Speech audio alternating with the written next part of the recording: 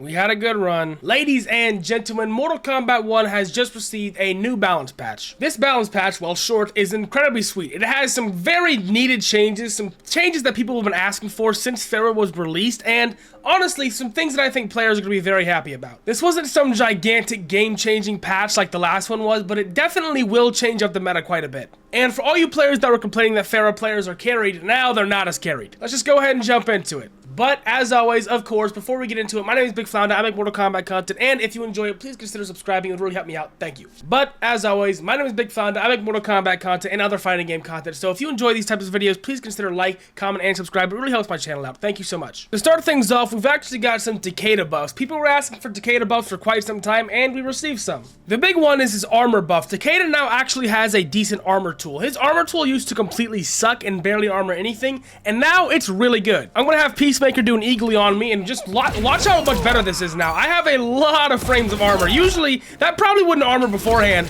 Now it does. You have 10 extra active frames of armor that just allows you to hit pretty much anything you want. So, Takeda's armor is now much better.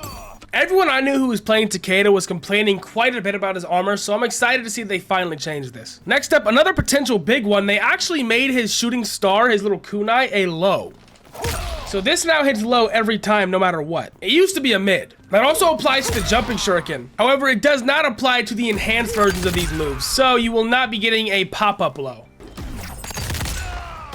Same goes for the air. This could be incredibly useful with some sort of ambush cameo that does an overhead, because now you can go for overhead low mix-ups pretty easily, and for a character like Takeda, this just gives him a lot more offense, which he needed. And finally for Takeda, Swift Stride phase used to be an overhead and now hits mid, so it's going to be a bit better in terms of up blocking. You can no longer up block it, but it is still quite unsafe, so you shouldn't send this out during block strings at all. Overall, these Takeda buffs should help him feel a lot more solid. He seems like he's going to benefit a lot from these, especially considering the Takeda players. I've kind of been learning a lot more with him as the time's been going on, and they think he's slowly getting better and better and better. These buffs are only going to make things even better for him. Next up, we have Frost. They actually did give Frost some interesting buffs as well. She just got that ice wall on the previous patch, but I guess it wasn't enough because they buffed her again. Firstly, you can actually recover a lot faster off of the Snowflakes cancel. So, Snowflakes is the little bomb that's kind of annoying. You can cancel this move, and you can move a lot faster out of it now. So let's just say I'm going for one of these.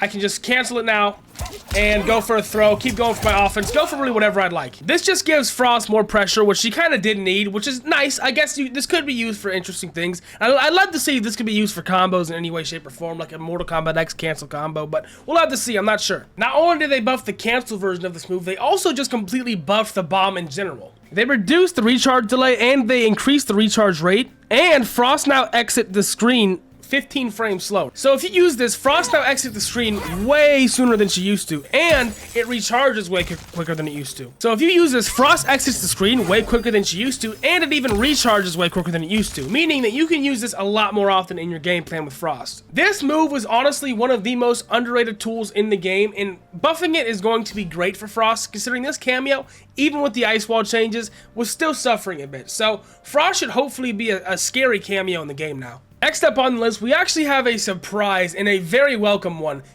Tremor got some buffs. And these are not bad buffs at all. Basically, everything that Tremor does in the game has been sped up. All of his cooldowns are sped up. Everything he does is just sped up. It is quicker. This character has better cooldowns across the board, basically. They increased recharge rate for Rolling Rock.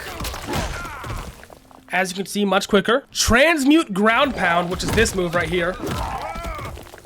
Once again, much quicker, and a Transmute Lava Burst, which was a great combo tool, so, I mean, this is just going to be even better for him. Those were slightly increased recharge rates. Now, these have increased recharge rates, which should be even faster. So, the increased charge rate for Ground Pound, which is way faster. Transmute Rock Punch, once again, much faster. And a Transmute Rolling Rock,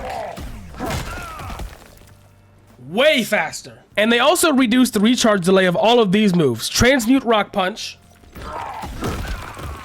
Transmute Rolling Rock, Transmute Lava Burst, and this is the scary one, Transmute Crystal Armor.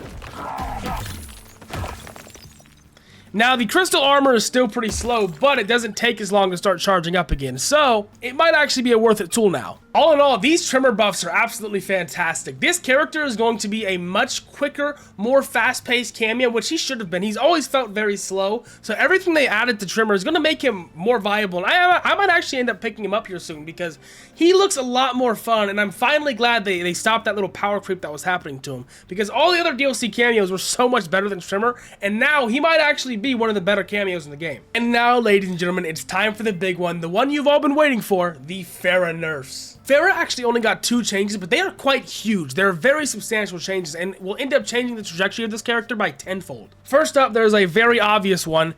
You have reduced 100 health when you have Ferra. Now, it used to have 1,150 as Ermac. Now you only have 1050, meaning that they reduced 100 of the health that Ferra used to give you. Why do I really like this change? Well, because beforehand you would have no risk for having pain and gain, and now you actually have to make a educated decision if pain and gain is actually worth it, because you don't get a free pain and gain. You don't get that free 15% from just picking Ferra. So great change overall. Doesn't really change too much, but in the grand scheme of things was, I think, the smart decision to do. And now we have the big one. Ferra is now no longer safe on one of her cancelable moves. And it's the one that everyone was asking for. If you slide, it is now -10 on block. It still might not be punishable from long ranges like this. If I'm Ermac and I use one of these, it still might not be the most punishable move considering, or depending on what character you're using, but it is now a punishable move. You can actually run up on a character who uses the low and punish them depending on who you are. This is obviously a huge change considering the only way to punish Ferra before this was up blocking the overhead, and now the low is always punishable. So as a Ferra player, you can no longer just brain dead overhead low all game. You actually have to think about which mix-up you should go for. Do I think this is a good change? I'm not sure. We're gonna have to see. We're gonna have to find out. I think that Ferra was carrying a lot of players, but at the same time, they could have just made the other cameos better to kind of get around that. Whatever. I think these changes were not too drastic, and I think they're actually gonna be pretty healthy for the game. But now I think this character is going to be a lot more fair. Like I said, it's not really punishable from full screen. As you can see, it's -5 there. But if I'm close to him, I can't really just throw it out there. It's -10. If he wanted to, he could punish me. If you're a Ferra player, this will make the throw option a lot more valuable. You're going to be using the Ferra throw pretty often now just to keep your opponent guessing and make sure that they're not going for the overhead block or something like that. And this should be much less cancer to deal with online because Ferra was quite annoying, I won't lie. But ladies and gentlemen, that is going to do it for today's Mortal Kombat 1 video. Those are the balance changes that NetherRealm Studio came out with. Let me know in the comment section below if you agree with what they did, if you disagree with what they did, if you want they changed more.